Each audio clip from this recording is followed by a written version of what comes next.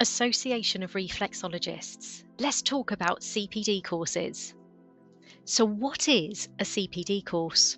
CPD courses are structured to provide knowledge and skills for professionals to maintain, update, develop and enhance their practice.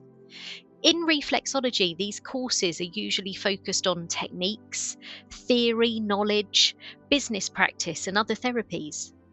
CPD is designed to be beneficial to your practice, interests, and clients, as well as being a mandatory requirement for most membership associations and regulatory bodies.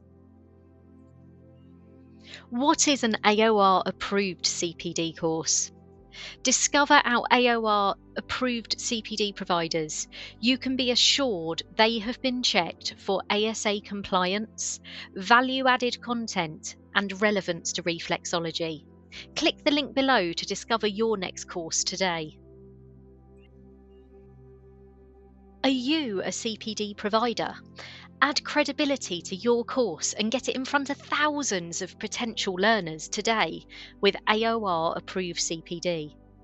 We offer 40% off subsequent courses, CPD provider calls, shared on multiple social media platforms and added to the AOR approved CPD listings.